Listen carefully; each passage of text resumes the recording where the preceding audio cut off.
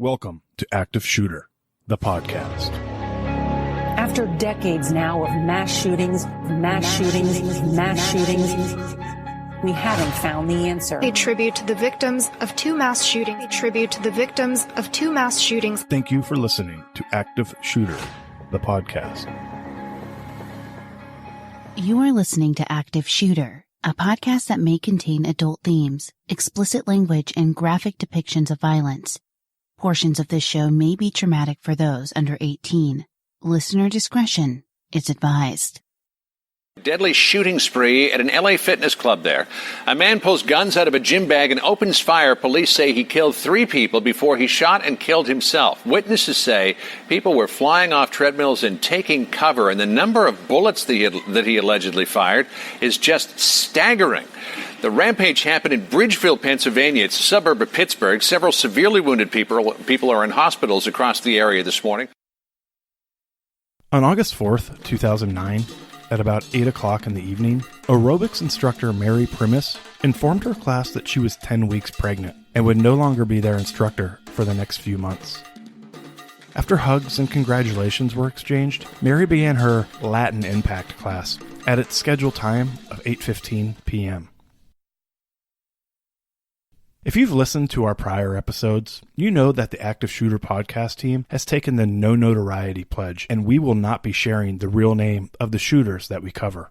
We will be giving the shooters a pseudonym and refer to them by that name throughout the episode. This will help in clearing up any confusion in the story while remaining true to our pledge and not naming the shooter by their actual name. In today's episode, we will be referring to the shooter as John. At 11 a.m. on August 4th, 2009, John walked into the LA Fitness gym and left a short time later. The gym requires the member to swipe their membership card to access the gym, but it doesn't require them to sign out to leave the gym. Therefore, investigators were unsure exactly what time he left. He returned to the gym later that evening at 7:40 p.m., and then he left to make a phone call a short time later. Phone records would show that he had stepped out of the gym to call his mother, a conversation that only lasted about 5 minutes. According to his mother, the conversation was just about mundane stuff, and he never said anything about his plans for carrying out the attack. John, who was clean-shaven and wearing all black workout clothing, as well as a black sweatband on his head, had re-entered the gym at 7:56 p.m. No, he went in 3 times. He went in at first at 11-something in the morning. And then we're assuming he had to leave. They don't have to check out, but they check in. And then he went back in approximately 7:40. Then he checks back in at 7:56. So we're thinking in between 7:40 and 7:56, he makes his call on his cell phone. We know it was made at 7:45, so we're assuming he went outside to make that call, and he went back in at 7:56. After entering the gym for the 3rd time that day, John walked directly towards the workout room where the class was taking place. He walked with a purpose, like he knew exactly what he was doing and where he was going, not causing anyone to look twice as he made his way to the workout room. After John walked into the room, he set his black duffel bag on the ground, pulled out 2 Glock 9mm semi-automatic pistols, turned the lights out, and started pulling the trigger at random. He stood in one place at the workout room and pulled the trigger, never really moving around, and his face expressionless. There were about 20 women in the class, and they started diving for cover, falling on top of each other's bodies and screaming for dear life. After firing approximately 52 shots, John lifted the pistol up to his head and shot himself, dying instantly. About 70 people were in the entire gym itself, working out on the weight machines and other various workout equipment. Upon hearing the shots, the LA Fitness staff were able to remain calm and help lead the terrified customers out of the gym. Class gets started. Our instructor, Mary, gave us some good news that she was expecting that we weren't going to have her the next couple of weeks. Probably around 8:10, noticed a guy walking in, looked out of place, and dropped his bag. We keep continuing dancing. Next thing you know, lights go off. We're still dancing. Music is on. Just pops. You think that you would know what to do in that situation, but you don't. Do I hit the floor? I actually grabbed onto the girl next to me, and I just was pushing her towards the door. I found someone in a car. I swung open her driver's side door and I said, you have to take me away. What took place last night I will never forget, and it will take a really long time to get over. But how long has he been living like this? At 8:16 p.m., 911 calls started pouring into police dispatch. It took the investigators longer than usual to identify the injured and killed because all the women had workout clothes on and didn't have their IDs on their person. All of the gym members had their personal belongings stored around the gym. 3 women were killed in the deadly rampage, and 9 women were injured. Upon further investigation, detectives would soon discover that the fact that all of the victims were women was no coincidence. John, it seemed, had a very dark and deep hatred for all women. Collier Township is located in Allegheny County, Pennsylvania, and in 2017 had a population of about 8,162. The town is very small and close-knit, a place where just about every lawn is perfectly manicured and everybody knows everyone. The LA Fitness Gym, where the shooting took place, is located on Washington Pike in Bridgeville, Pennsylvania, which is about 10 miles south of Pittsburgh, Pennsylvania. You can find the gym in the Great Southern Shopping Center, which is a strip mall that also houses restaurants, stores, and a home goods store. Whatever kind of workout you are looking to have, LA Fitness offers it. The converted department store has 5 racquetball courts, free weights, weight machines, a swimming pool, basketball court, treadmills, and ellipticals, making it a very diverse place to work out. When we were kids, exercise was easy. We played tag, soccer, and hide-and-go-seek, running, kicking, and jumping until the streetlights came on. It was exercise, but it was fun. Then as we grew, we traded playing for working out to stay fit. It became a chore, a task. Words like, I can't, and I'll start tomorrow crept into our heads. But then, whoever said working out can't be fun? There's a place where the best exercise is the one you love to do, where staying fit takes the form of kickbox cardio, Zumba classes, and enjoying the most state-of-the-art equipment around. Where I can't has been replaced with I can. I am. And I did. Let's keep running, kicking, and jumping to our heart's content. In a place that lets you work out any way you want. LA Fitness. 3 victims that lost their lives that night were looking forward to a night of exercise and conversing with friends. Heidi Overmeyer was a 46-year-old from Carnegie, Pennsylvania, another suburb of Pittsburgh. She worked as a sales manager at an amusement park called Kennywood, which is the area's largest amusement park. Heidi worked behind the scenes, and her boss said that she was instrumental in keeping the park operating and functioning efficiently. She grew up in West Mifflin, Pennsylvania, yet another Pittsburgh suburb. She was the youngest of 5 children and attended Penn State University. Heidi was a single mom to her 15-year-old son, Ian, and she was very active in her church. She would write and direct a Christmas play for the children at her church, and she would go the extra mile and even make the costumes for the play.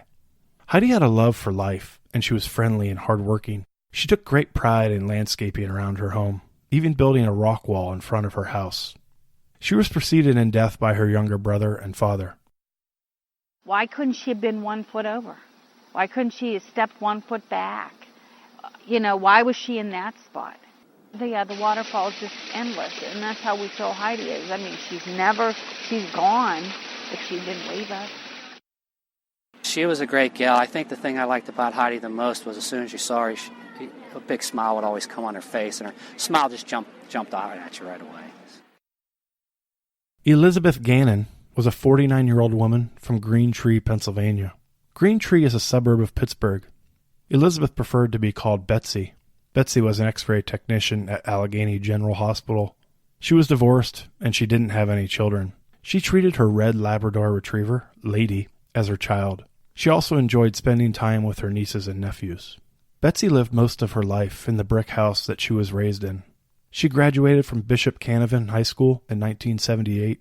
Those closest to Betsy said that she was a wonderful and loving person who never had a bad day. Her mother had passed away 20 years prior, succumbing to cancer, and her father died when Betsy was just 2 years old from a heart attack. When her neighbor, Carl Ratty, noticed police at Betsy's house, he went over and asked them who they were looking for. After the police finished telling Carl what had happened, he explained to the authorities that Betsy was like a daughter to him. The police then asked him to come down to the morgue to identify Betsy's body. Carl was able to affirm what the detectives already knew. It was Betsy laying on the table, covered in a white sheet. Betsy's smile was contagious. And her friends say she always wore it. They say it was clear how Gannon adored her dog Lady, her job in radiology, and her boyfriend, Mike Innerthal. And they say she certainly wouldn't want them to cry. Betsy would all want us to know that go on with life.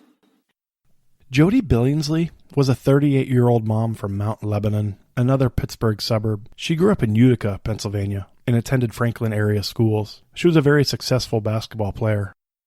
She received her doctorate in physical therapy and worked for a medical equipment company called Medtronic Incorporated.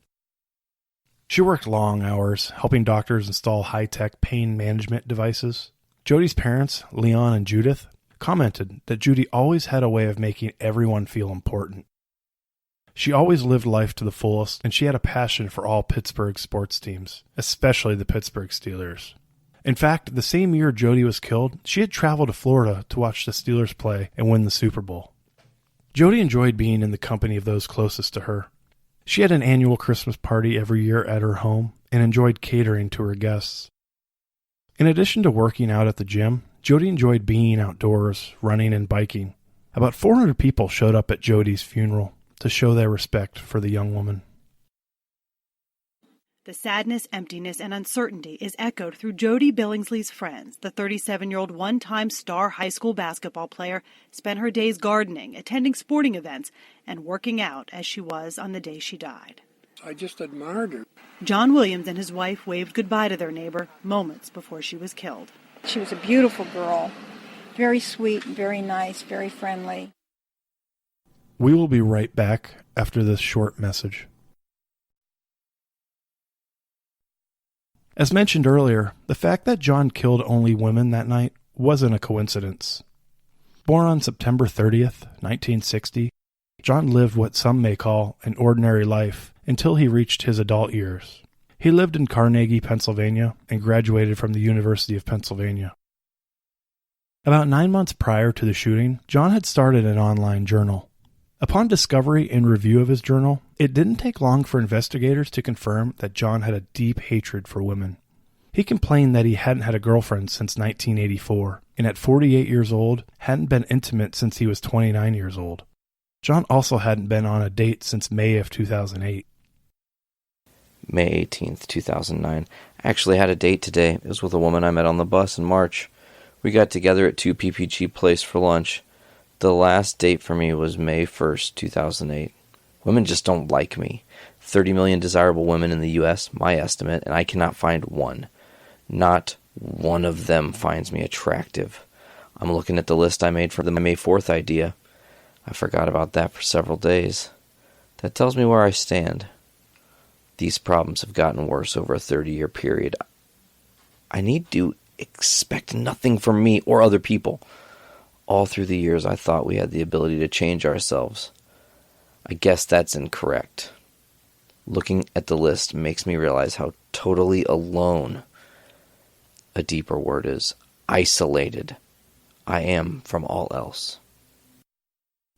John worked as a system analyst at a law firm called K&L Gates and had been with the company since 1999. Before he started working at K&L Gates, he was employed at Development Dimensions International. John had never been married, and although he said that he had fathered a child back in 1991, this has never been confirmed.